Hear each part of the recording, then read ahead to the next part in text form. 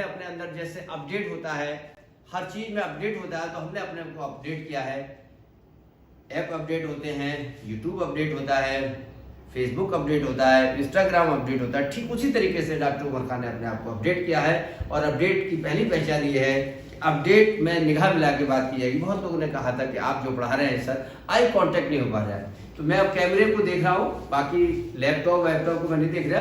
अब आप ये समझ लिए मैं आप ही को देख रहा हूँ, आप मुझे देख रहे हैं, मैं आपको देख रहा हूँ। ये एक ऐसी बीमारी है, आप इससे बहुत से लोग मुझसे ये पूछते थे कि सर आप ये कैसे बता देते हैं दूर से कि ये भैंस ठीक नहीं होगी, या साइकिल चला रही है तो ये मर जाती है, आप ऐसे कैसे बता देते हैं। उसी कड़ी में पहला आज मैं उस राज को खोलूंगा। 2022 में जो 2021 में जो राज नहीं खोले थे, पहला राज आज खुलने वाला है। 2021 में जो नहीं खुला वो 2022 में पहले दिन में ये राज खुलने वाला हूं मैं कि आखिर ये दूर से देखकर कैसे पता लगा लिया जाता है कि ये भैंस ठीक नहीं होगी। तो पूरी तरीके से आप लोग को नहीं पता है, सिर्फ आप लोग इलाज करते हैं कि बोतल चढ़ा के ठीक किया जा सकता है, कैल्शियम लगा के ठीक किया जा सकता है, ट्राइब्यूवेट से ठीक किया जाता है, टोरोफास्फोन से ठीक किया जा सकता है, वेरिन से ठीक किया जा सकता है, ट्राइक्यून से ठीक किया जाता है। मैं कहता हूं दुनिया की सारी दवा लगाने के बाद भी पशु को ठीक नहीं किया जा सकता। उन बीमारियों से में से एक बीमारी आपके सामने ये आ रही है, जिसको आप देखेंगे, जो बीमार दिखाई नहीं देती, आप जाकर उसका इलाज करोगे आपको ये लगेगा कि ये ठीक हो सकती है, लेकिन वो ठीक नहीं होती है। इसलिए ठीक नहीं होती कि उसकी जो बीमारी है वो ना बैक्टीरियल बीमारी है, ना वायरल बीमारी है, ना मेटाबॉलिक डिसऑर्डर है, ना उसको एसिडोसिस है, ना उसको कीटोसिस है, ना उसको मिल्क फीवर है, उसको बीमारी है ही नहीं, इसीलिए वो बीमारी ठीक भी नहीं होती।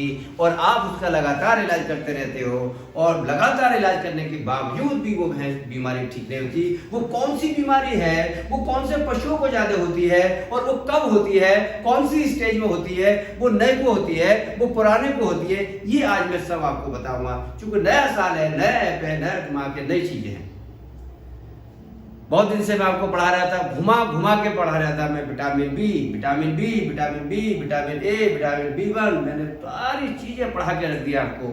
आज मैं बता रहा हूं कि जो निचोड़ है वेटरनरी साइंस का, वो निचोड़ ये है कि आपको उन बीमारियों के बारे में पता होना चाहिए जिसका इलाज ही संभव नहीं है।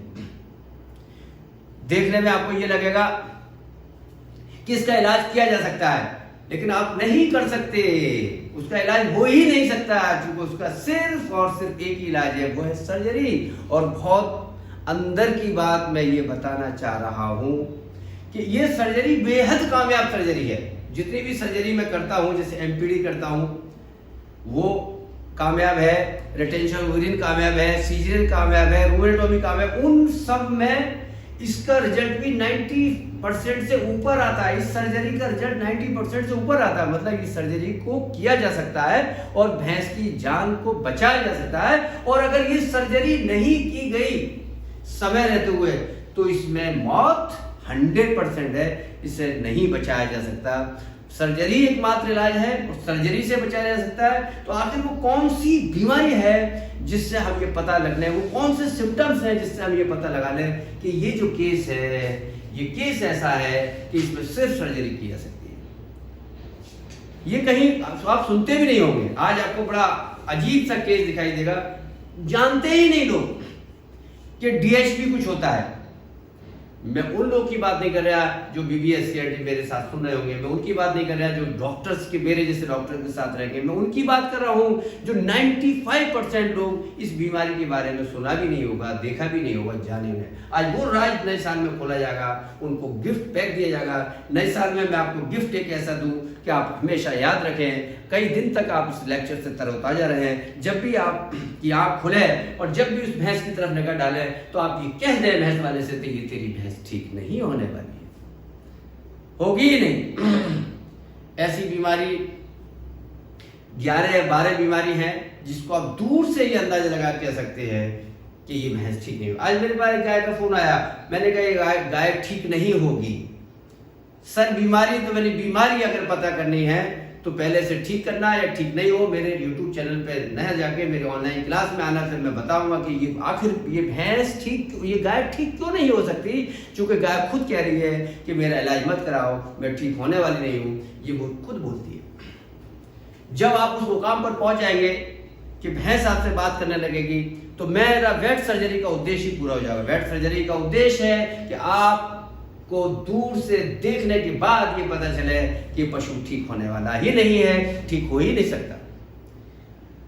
ये जो बीमारी है डायफ्रोटिक हर्निया, ये बड़ी अजीब और गरीब बीमारी है, बेहद बेहतरीन बीमारी है। एक ऐसी बीमारी है जिसमें पशु को ठीक नहीं किया सकता, और पशु बीमार सा दिखाई भी नहीं देता है, सब कुछ नॉर्मल होता है। कई महीने के बाद डेथ होती है, 1 महीना, 2 महीने, 3 महीने, 4 महीने, अचानक डेथ भी नहीं होती है। इसमें खास बात यह है, पशु का चेहरा मोरा, लोग ये कहते हैं कि सर हमारी भैंस 20 दिन बाद मरी, 25 दिन बाद मरी, 30 दिन बाद मरी, लेकिन वो मरने से पहले भी उसका चेहरा ठीक ठाक था, हाव भाव उसका ठीक था। इसका मतलब कि उसको बैक्टीरियल बीमारी नहीं थी, उसको वायरल बीमारी नहीं थी, उसको इन्फेक्शियस बीमारी नहीं थी, इसलिए उसका चेहरा और मोहरा नहीं बदला था। उसको जो बीमारी थी वो ये बीमारी थी कि जिसमें जरा सा ऑपरेशन करने के बाद पशु को 100% या 95% बचाया जा सकता था। आज मेरा जो मिशन है वो चीज बताना है, ताकि समय रहते हुए आप किसान को अवगत करा दें कि भैंस तुम्हारी ठीक नहीं होगी। मेरा फोकस आज चेहरे पे देख रहे होंगे कि मैं सीधा सामने ही देख रहा हूं, नीचे नहीं देख रहा। तो ये बीमारी क्या है, इस बीमारी का राज मैं खोलने जा रहा हूं। दिल थाम के बैठिए, इस लेक्चर को सुनिए। आज का लेक्चर आपकी लाइफ चेंजिंग लेक्चर है, आपकी प्रैक्टिस को चेंज कर देगा। मेरा दावा है कि जो लोग प्रैक्टिसर हैं आज किताब खोल के बैठ जाए, ये देख लें कि आपकी लाइफ कैसे चेंज होने वाली है। ये वो बीमारी है जो वेट सर्जरी के स्टूडेंट्स को मिलेगी, और वेट सर्जरी स्टूडेंट्स दूर से देख के बताएगा कि इसको ये बीमारी है और ये ठीक नहीं होगी। तो आज उस बीमारी का नाम मैंने लिख दिया है, और इस बीमारी का नाम है डायफ्रामेटिक हर्निया। अब जैसा कि इसके नाम से प्रतीत हो रहा है कि ये क्या है, मैं इसका पहले चाहूंगा अपनी टीम से मैं कहूंगा कि इसका जो मेरे फोन से कनेक्ट करें, एक डायफ्राम मैंने उसमें स्क्रीनशॉट लिया है, उस स्क्रीनशॉट को, अच्छा वो मेरा उसमें चला गया, ठीक है, आप उसमें स्केलेटन लगा लो, उसमें आ जाएगा या इसमें आ जाएगा। चलिए इसमें लगा दे, इसमें लगा हुआ है ना ऑलरेडी। तो मैं सबसे पहले आपको बताऊंगा कि आखिर डायफ्राम होता क्या है। उधर ही पहुंचा पहले इसको, फिर बाद में हम इसको पढ़ाएंगे तो मजा आएगा। पहले समझ लो कि आखिर है क्या। पहले जो मैं पढ़ाना चाह रहा हूं उसकी डेफिनेशन, परिभाषा में सब बताऊंगा। आज मैं उल्टा पढ़ाऊंगा, उल्टा, ताकि आपकी समझ में बेहतर ढंग से आ पाए। देखिए हमेशा किताब को सीधा नहीं पढ़ा जा सकते, और आगे बढ़ो। ये अंदर की चीज बात दिखाएंगे। ये छोटा कर दे ना, एक ये है, देखिए इस पे वो थोड़ी चलेगा, चल जाएगा।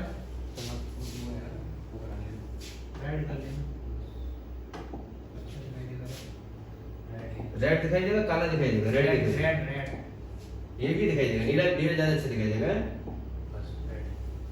देखिए ये है, मैं बार बार पढ़ाता हूं कि इस बॉडी को 3 पार्ट में बांटा गया है। पहला पार्ट थोरेसिक कैविटी, बीच का पार्ट एब्डोमिनल कैविटी, और आखिर का पार्ट पेल्विक कैविटी। 3 कैविटी है जिसमें बांटा गया है, 3 हिस्से हैं। सबसे आगे का पार्ट इसमें ये दिखाई दे रहा है, that is called thoracic cavity.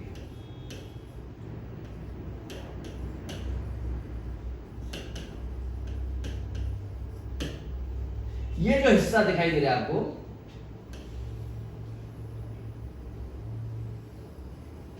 ये थोरेसिक कैविटी है। तो जैसे मैंने बताया कि थोरेसिक कैविटी में क्या क्या रहता है, इसमें 2 चीजें रहती है। ये जो हिस्सा है ये वाला, ये लंग्स है, और दूसरा पार्ट इसमें हार्ट है। सिर्फ 2 ही पार्ट रहते हैं, लंग्स और हार्ट रहता है। बाकी ये रिब केज से बनी होती है। रिब केज मतलब पसलियों से मिलकर बनी होती है, बहुत हार्ड होती है। इसमें नेगेटिव प्रेशर क्रिएट रहता है। तो ये लंग्स और हार्ट, इसका मालूम है कैसे होता है लंग्स और हार्ट? हार्ट के ऊपर दोनों तरफ लंग्स लगे रहते हैं और पंप करते हैं। तो जब हम थोरेसिक कैविटी की बात करते हैं, थोरेसिक कैविटी लंग्स और हार्ट होते हैं। और ये जो दिखाई दे रहा है, ये जो दिखाई दे रहा है,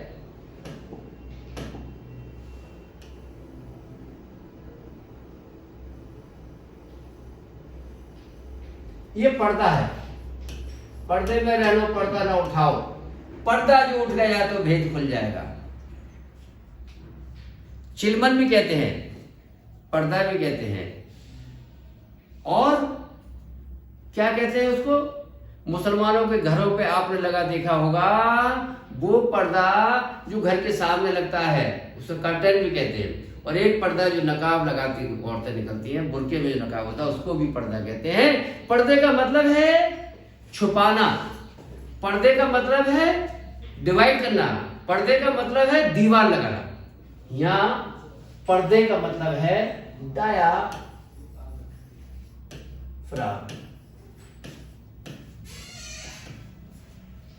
डायाफ्राम, डायाफ्राम, डायाफ्राम किसको कहते हैं? पर्दे को कहते हैं। एक वो पर्दा कौन कौन सी चीज को बांटता है बताओ? एक चीज इधर आ गई, एक चीज इधर आ गई। इधर वाले को क्या कहेंगे हम? ये थोरेसिक। और इधर वाले क्या बोलेंगे? थोरेसिक और एब्डोमेन। एब्डोमेन कैविटी और थोरेसिक कैविटी। एब्डोमेन कैविटी में क्या होता है? चारों पेट, intestine, liver, lung, spleen, kidney. Lungs ठीक, लंग्स रहते हैं, किडनी, स्प्लीन ये रहते हैं। तो एब्डोमेन कैविटी के अंदर ही सब चीज भरी रहती है। ये जो पार्ट आपको दिखाई दे रहा है, ये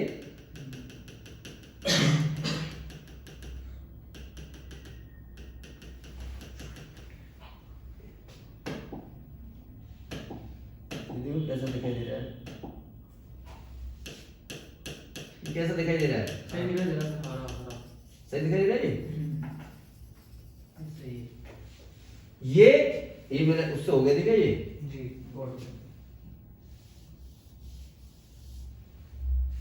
और ये क्या है? ये जो पीछे पड़ी है, ये फॉरेन बॉडी है जो हमेशा पड़ी रहती है। ये इसका नाम क्या है? रेटिकुलम। रेटिकुलम।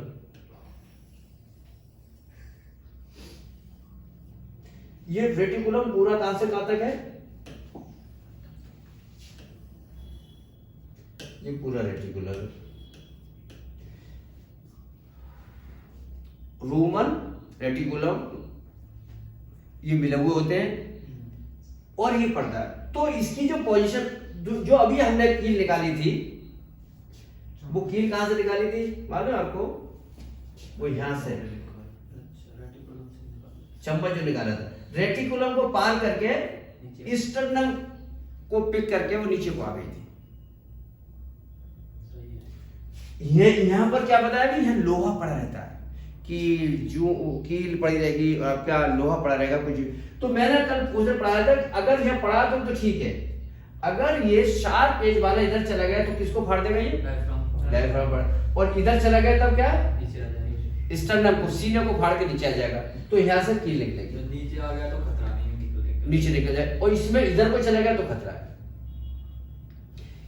हर्निया कहते हैं छेद को, जैसा कि नाम से प्रतीत हो रहा है, इसका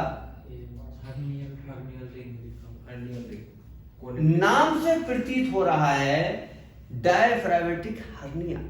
डायफ्रामेटिक मतलब डायफ्राम को फाड़कर जाने वाला छेद को डायफ्रामेटिक हर्निया कहते हैं। तो ये जो पर्दा है, डायफ्राम जो है, जो डायफ्राम है, ये पर्दे का काम कर रहा था। ये एक हिस्सा ये और एक हिस्सा ये कर दिया था। और अगर इसमें यहां से छेद करके ये जो है रेटिकुलम का पार्ट इसके अंदर चला गया, जब रेटिकुलम का पार्ट, ये वाला पार्ट इसके अंदर चला जाएगा तो इससे क्या नुकसान क्या होगा ये बताओ। ये पार्ट अंदर चला गया तो कोई दिक्कत थोड़ी है, कोई दिक्कत नहीं है, इसीलिए पशु मरता नहीं है। 3, 4, 5 महीने मरेगा। मरने का कारण ये नहीं हो सकता। मरने का कारण क्या, इसके यहां आने से जो रेटिकुलम है, ये जो है इसकी जो गति है, गति धीमी नहीं हो जाती है, कभी कभी रुक जाती है।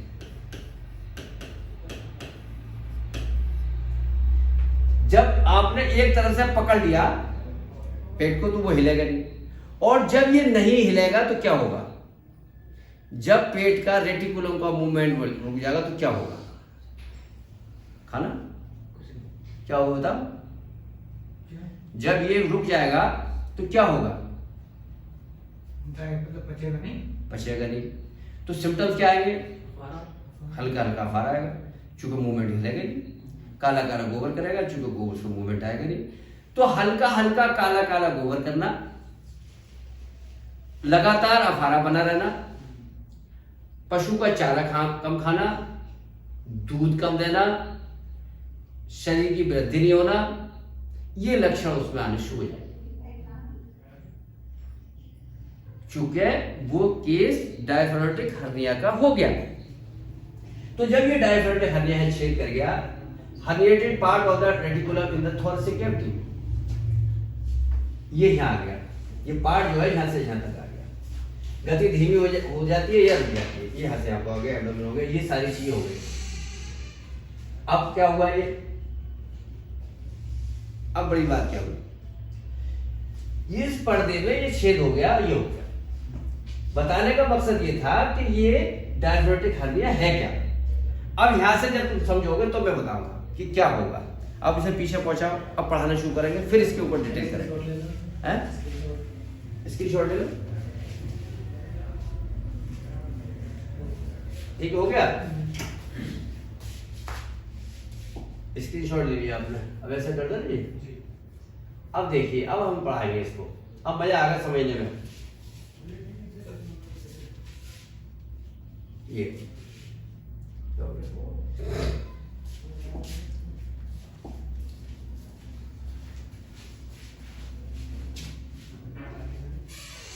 अब हम पढ़ाएंगे इसको, डायफ्रामेटिक हर्निया।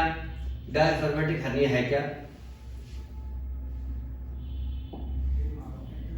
डायफ्रामेटिक हर्निया जो मैंने आपको बताया, तो ये करेगा क्या, herniation of a portion of reticulum through a diaphragmatic rupture and is characterized by the chronic persistence ruminal tympani, anorexia and displacement of the heart।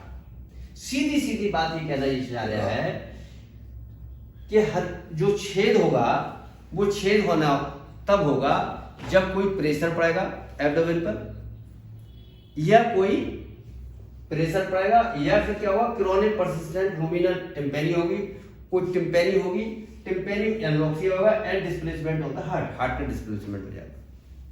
इसका मतलब कि प्रेशर पशु पे पड़ता कब है बताओ, जब वो प्रेग्नेंट होगा। तो प्रेग्नेंट जब होता है तो पशु का बहुत ज्यादा प्रेशर होता है, तो वो डायफ्राम को छेद होकर हर्निया वो छेद हो जाता है, और चूंकि वो लगा रहता है रेटिकुलम उसके अंदर घुस जाता है। अब आपको हिंदी में आ जाओ, सामान्य रूप से थोरेसिक व एब्डोमिनल कैविटी डायफ्राम नामक पर्दे से विभाजित रहती है, जो मैंने अभी आपको बताया था। उल्टा पढ़ाने से अब चीजें ज्यादा अच्छी समझ में आएगी, क्लियर हो गया कि वो पर्दा, क्योंकि हमारे पास ऐसे लोग भी हैं जो बिल्कुल नहीं जानते, जिनका कोई मतलब ही नहीं कैविटी से, जो बिल्कुल कल जुड़े हैं परसों जुड़े हैं। सामान्य रूप से थोरेसिक कैविटी मतलब आगे वाला जो कैविटी है, जो शरीर का हिस्सा है, शरीर के हिस्से को 3 भागों में बांटा गया है, थोरेसिक कैविटी, एब्डोमिनल कैविटी और पेल्विक कैविटी। थोरेसिक कैविटी और एब्डोमिनल कैविटी के बीच में जो पर्दा रहता है उसको डायफ्राम कहते हैं, और वो दोनों भागों को बांटता है। अगले भाग में हार्ट और लंग्स रहते हैं और पीछे रेटिकुलम, चारों पेट उसके साथ, इंटेस्टाइन, ये वगैरह वगैरह चीजें उसके अंदर रहती है। इसके अगले वाले पार्ट में जो पेल्विक है उसमें यूरिनरी ब्लैडर रहता है और उसके अंदर जेनाइटल ऑर्गन रहते हैं, जैसे uterus, non gravid uterus. Gravid uterus जिसमें बच्चा होता है वो फिर अगेन खिंचकर एब्डोमेन के अंदर आ जाती है। हम अभी बताना चाह रहे थे आपको कि ये जो कैविटी है, कैविटी कहते हैं खाली जगह को। कैविटी का मतलब खाली जगह। जो खाली जगह है सामान्य रूप से थोरेसिक व एब्डोमिनल कैविटी डायफ्राम नामक पर्दे से विभाजित रहती है, लेकिन कई बार इसमें छेद हो जाने से एब्डोमिनल कैविटी में डायफ्राम के पास स्थित, कितना बढ़िया लिखा है, डॉक्टर परमार सर की किताब का है ये, बहुत बढ़िया तरीके से उन्होंने चीजों को समझाया है ताकि जो नए लोग हैं वो चीजों को समझ लें।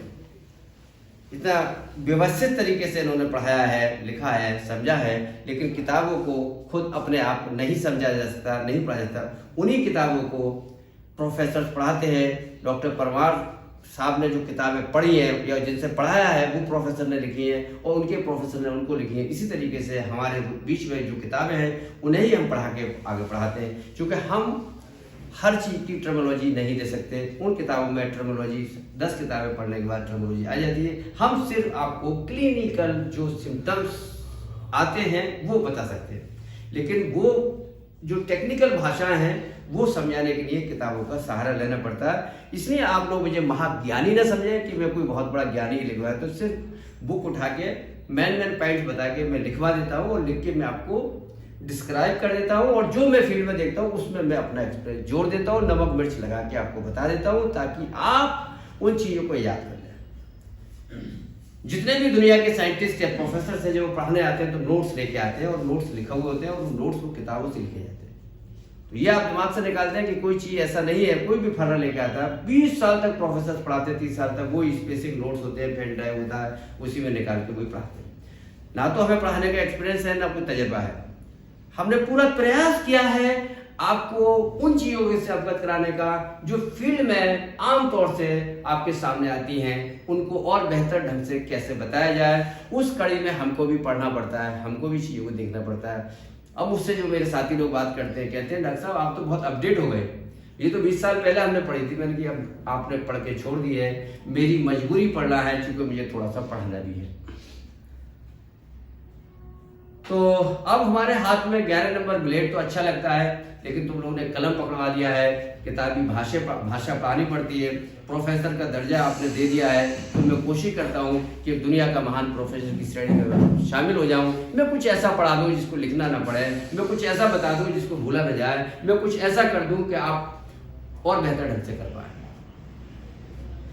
तो ये कैविटी कहते हैं खाली जगह को। आज लड़के खुश हो जाएंगे क्योंकि आज पहला साल का पहला दिन, 2022 का पहला दिन, एनर्जी के साथ सारी चीजों को बता रहा हूं मैं। कल तो इन्होंने बहुत मुझे झेला था। हाँ आज नहीं तो क्या कर रहे थे? अब आया ना कुछ। तो ये सारी चीजें देखो कैसे आवाज नहीं आ रही। इतने अच्छे लेक्चर का तो कमाल हो जाएगा। फिर आवाज नहीं आ रही थी तब से, बगैर आवाज क्यों पढ़े लो? अभी गायब हुई है। देखिए आवाज का क्या है, इसको हटा के देख लो, आ गई।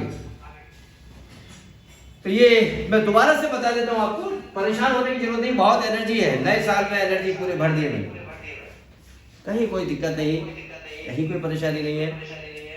अब मैं आपके सामने बता देता डायफ्रामेटिक हर्निया की डेफिनेशन बता दिया था।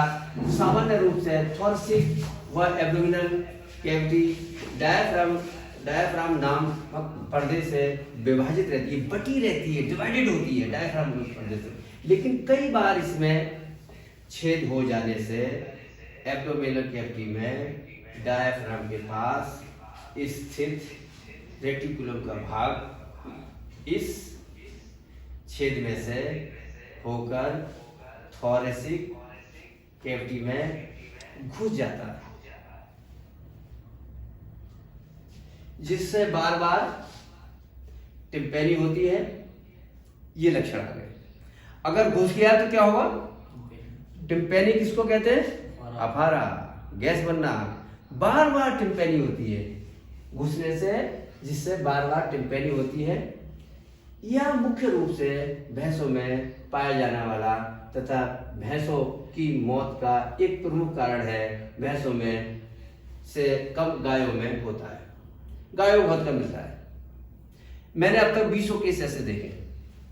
एक अभी था सलेमपुर में था, जो भैंस मर गई। मैंने उसको बहुत कहा था, लेकिन ऑपरेशन के लिए तैयार नहीं होते। एकदम कॉमन ऑपरेशन नहीं है। जैसे आपको मैं यकीन दिलाऊं कि टांग का ऑपरेशन लोग एकदम कराते हैं, पेशाब के बंद का लोग एकदम पहले डरते थे, एकदम कराते हैं। सीजर अब लोग मेरे नाम सुन के करा लेते हैं। सीजर पहले लोग नहीं कराते थे, क्योंकि पहले लोग डरते थे। अब हमने लोगों के अंदर विश्वास पैदा किया, जिससे बार बार इसके लक्षण देखिए। टिम्पेनी अगर बार बार हो रही है, 1 या 2 बार दवा देने के बाद टिम्पेनी नहीं हो रही है, तो उससे कह दो भैंस वाले से कि तेरी भैंस ठीक नहीं होगी, क्योंकि ये केस डायफ्रागमेटिक हर्निया का है।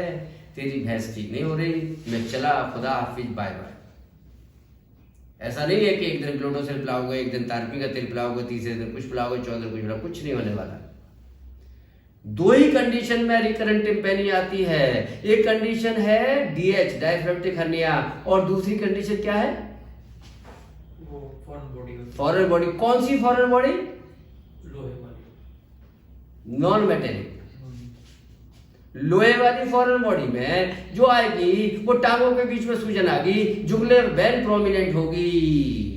मेटेलिक में जो लोहा है, जो शार्प है, जो चोबा है, जो कील है, जो तार है, जब वो हार्ट को पंचर करेगा तो जुगुलर वेन, जिसमें हम इंजेक्शन लगाते हैं, जिसमें हम बोतल चलाते हैं, वो प्रोमिनेंट हो जाती है, वो उभार ली जाती है, और दोनों टांगों के बीच में ब्रेस्ट कट रीजन में सूजन आ जाती है। तो वो कौन सा बीमारी है जिस बीमारी में क्या होता है? जिस बीमारी में बार बार अफारा होता है, उस बीमारी का नाम है foreign body, non metallic foreign body. Non metallic foreign body का मकसद क्या है? नॉन मेटेलिक फॉरेन बॉडी का मकसद यह है कि जैसे प्लास्टिक की थैली, प्लास्टिक का बैग, रस्सी, पेंट, स्वेटर, जर्सी, प्लास्टिक वाले जितने भी मटेरियल है, बोतल का टुकड़ा, कोई भी जरा सी चीज भी अगर उसके अंदर घुस जाती है। मैंने ये ऑपरेशन बहुत किए हैं, 100% रिजल्ट आता है अगर फॉरेन बॉडी पेट के अंदर है। बहुत किए, 70 किलो प्लास्टिक की थैली निकाली, 80 किलो निकाली, 100 किलो निकाली, बड़ी बड़ी मैंने इसके अंदर से पॉलीथीन निकाली है फॉरेन बॉडी में, और मैं इससे ठीक हो जाती हूँ। तो मतलब आप कैसे पहचानोगे कि ये जो है ये फॉरेन बॉडी का केस है या ये टीआर उसका केस है, डीएच का? ये मैं आगे चल के आपको बताऊंगा, ये मुझसे पूछ लेना। जिसमें बार बार टिम्पेनी होती है, ये मुख्य रूप से भैंसों में पाया जाने वाला तथा भैंसों की मौत का एक प्रमुख कारण है। भैंसों में कम, गायों में, भैंसों में ज्यादा, गायों में कम होता है। कारण ट्रोमेटिक रेटिकुलाइटिस के कारण रेटिकुलम से सटा हुआ डायफ्राम का भाग लगातार रगड़ने के कारण कमजोर हो जाने से छेद हो जाता है। ये बिल्कुल जो सटा है, डायफ्राम से सटा हुआ रेटिकुलम रहता है, सटा रहता है। और कोई फॉरेन बॉडी जो रेटिकुलम में है, हल्की सी रेटिकुलम से पार हो गई और डायफ्राम को धीरे धीरे धीरे धीरे धीरे धीरे धीरे धीरे वो चिपती रहती है और उसमें कमजोर कर जाती है, और वो जो कमजोर हो जाती है तो छेद हो जाता है। और चूंकि छेद इसलिए हो जाता है, अंदर भी प्रेशर होता है, जब पशु सांस लेता है अंदर को सांस लेता है, और बाहर भी होता है। तो क्या होता है इसमें? ट्रोमेटिक रेटिकुलाइटिस के कारण रेटिकुलम से सटा हुआ डायफ्राम का भाग लगातार रगड़ने के कारण कमजोर हो जाने से छेद हो जाता है। डायफ्राम में जन्मजात विकृति ऐसे, जैसे कमजोर डायफ्राम या इसमें जन्मजात छेद होना, जन्मजात की बीमारी होती है ये। चलिए, जन्मजात कमी आ गई। किसी बाहरी चोट के कारण, जैसे गिरना, दुर्घटना आदि कारण, बाहर से भी हो सकता है, दुर्घटना हो सकती है, एक्सीडेंट हो सकता है, उसके कारण भी हो सकता है। प्राय भैंसों में प्रेगनेंसी के आखिरी महीनों में जब बड़े आकार के भ्रूण के कारण गर्भाशय का आकार बढ़ जाता है, तो इससे एब्डोमिनल कैविटी में लोगों को दिखाई नहीं रहा होगा। सबसे जो कॉमन कारण है वो ये वाला है जो मैं बताने जा रहा हूं।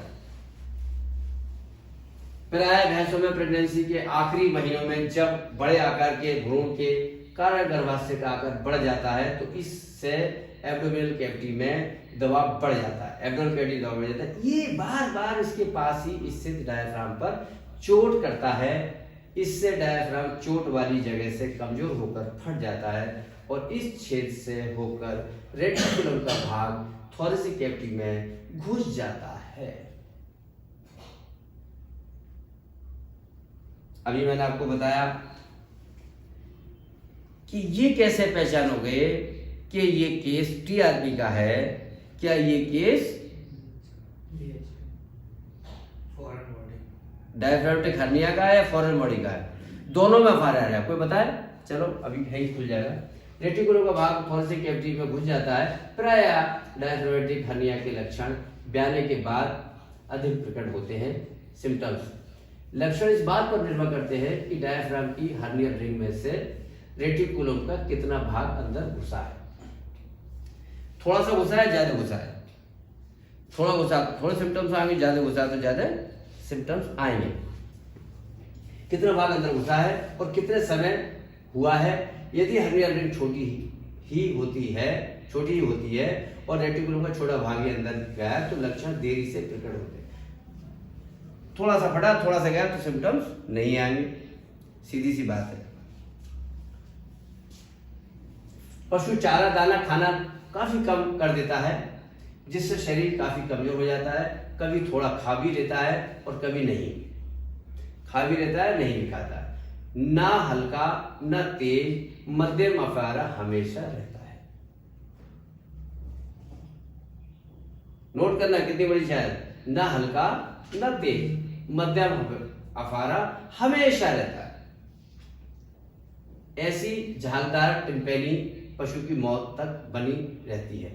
जब तक मौत नहीं होती है तब तक ये अफारा इसमें बना रहता है। पशु दांत किटकिटाता है। प्राय गोबर पतला ही आता है लेकिन कभी कभी चिकना तथा बहुत कम मात्रा में आता है। पशु जुगाली बहुत कम या नहीं के बराबर करता है। पल्स रेट 40 मिनट, टेम्परेचर व रेस्पिरेशन नॉर्मल। अब जब टेम्परेचर रेस्पिरेशन सब नॉर्मल तो अब क्या बीमारी लगाओगे? पशु मुंह फाड़कर सांस लेता है, पशु निरंतर दुबला होता जाता है और डीएच के लक्षण प्रकट होने के बाद 3-4 सप्ताह में पशु की मौत हो जाती है। हिस्ट्री के आधार पर तथा लक्षणों के आधार पर इसको डायग्नोसिस करोगे।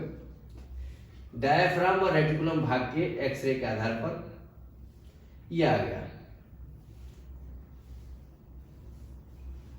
यह अंदर चला गया। ये पूरी तरीके से मैं दिखाऊंगा अभी आपको।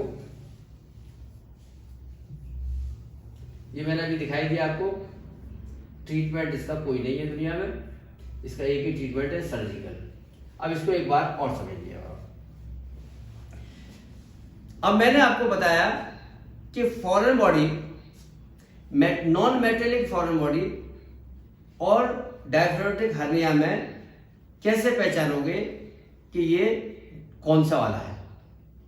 नंबर 1 पॉइंट नोट करिए कि जब भी पाया जाएगा, प्राय 99% केसेस में, नोट कर ले, प्राय 99, नोट कर ले, सारे लोग नोट कर ले, मैं लिखूंगा नहीं।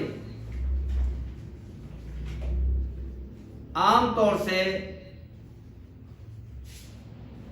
डायफ्रामेटिक हर्निया, इसको शॉर्ट में डीएच बोलते हैं, आमतौर से या सामान्य तौर पर या आमतौर से डीएच डायफ्रामेटिक हर्निया बच्चा देने के बाद पाया जाता है।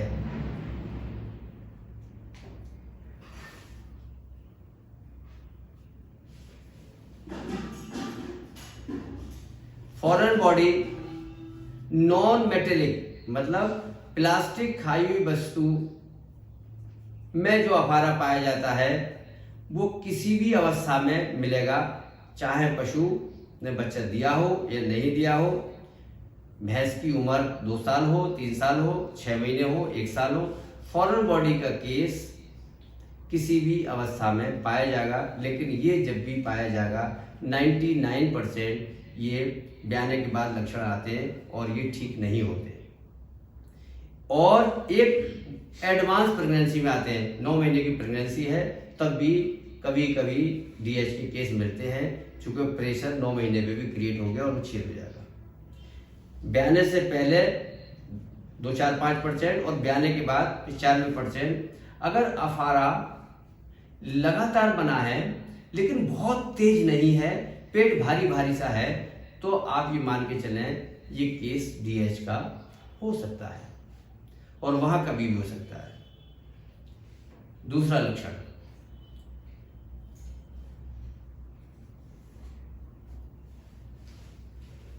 डीएच के केस में, डीएच में लिख लो तो आप अंडरलाइन कर लो उसको भी। डीएच में किसी भी दवा द्वारा अफारा कम नहीं होता है।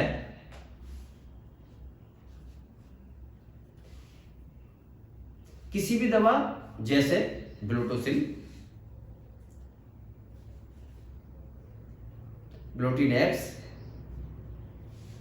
या तारपीन का तेल, turpentine oil mix with mustard oil,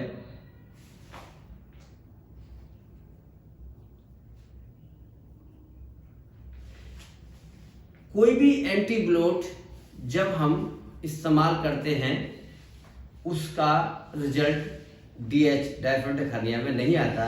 लेकिन इन्हीं दवा को जब हम फॉरेन बॉडी के केस में उपयोग करते हैं या यूज करते हैं या इस्तेमाल करते हैं, दवा देने के कुछ ही देर बाद अफारा खत्म हो जाता है। जितनी देर दवा का असर रहता है उतनी देर अफारा नहीं बनता है। जैसे ही दवा का असर खत्म होता है अफारा दोबारा बन जाता है। ये 2 लक्षण आपको पहचानने के लिए काफी हैं। और अगला लक्षण लिखिए,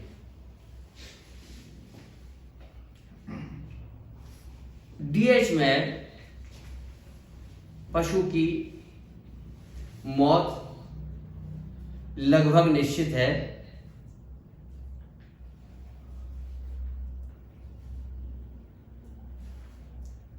लेकिन फॉरेन बॉडी के केस में पशु कई वर्षों तक जिंदा भी रह सकता है।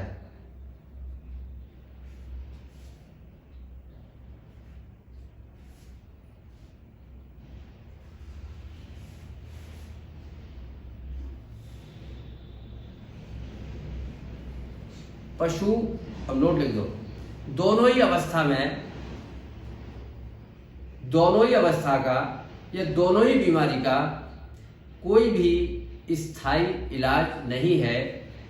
दोनों ही अवस्था में पशु की सर्जरी करनी पड़ती है और दोनों ही अवस्था अगर पॉजिटिव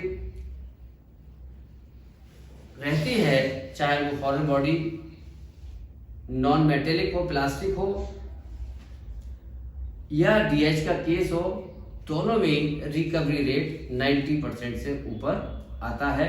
इसलिए इसकी सर्जरी रिकमेंडेशंस है, इसकी सर्जरी करानी चाहिए समय रहते हुए, ज्यादा लेट पे नहीं इसकी सर्जरी होनी चाहिए। दोनों ही केस में सर्जरी इसका इलाज है, दूसरी किसी चीज का इलाज नहीं है। तो अगर ब्याने के बाद कोई भैंस लगातार अफारा बना रही है, आप गए, आप एक दिन इलाज करिए, पैसे लीजिए, टाई बाय करके आइए कि भाई हमारे बस की बात है, तेरी भैंस नहीं बचेगी। दूसरा डॉक्टर मलखान आएगा, कोई उमर खान आएगा, कोई आएगा और 3 दिन इलाज करेगा और चौथे दिन वो भैंस ठीक नहीं होगी। फिर 5वां डॉक्टर आएगा, वो भैंस मर जाएगी। फिर उसके बाद कहा जाएगा कि सलमान ने तो पहले दिन ही मना कर दिया भैंस ठीक नहीं होगी और सलमान का नाम बड़ा हो जाएगा, वेट सर्जरी का नाम बड़ा हो जाएगा।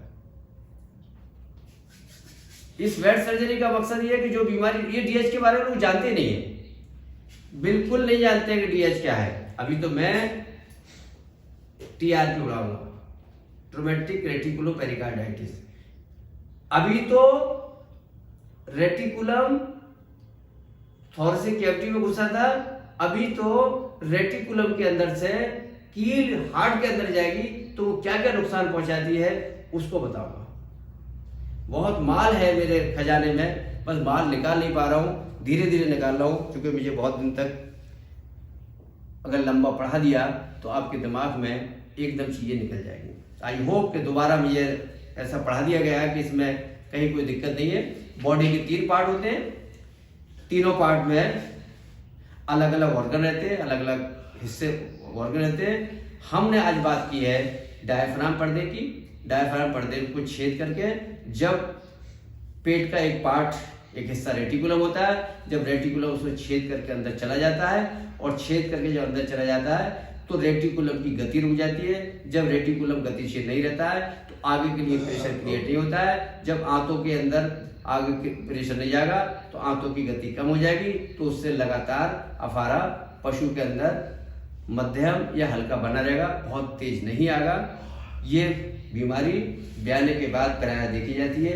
यह एडवांस स्टेज और प्रेगनेंसी की होती है। इसका कोई इलाज नहीं है, इसका सिर्फ सर्जरी का इलाज है। तो आज हमने इसको खत्म किया और मैं उम्मीद करता हूँ कि सभी लोगों को समझ में आ गया होगा। आज दो बीमारी खत्म की हमने कंपैरेटिवली। एक हमने मेटेलिक फॉर्म का जो अफारा होता है उसका, और एक डीएच का जो अफारा होता है उसका फर्क बताया। आई होप, उम्मीद मैं करता हूँ कि आपको अच्छा लगा होगा। आईफोन को बंद कर दीजिए। बहुत बहुत शुक्रिया, थैंक यू। और अब हम आपके सामने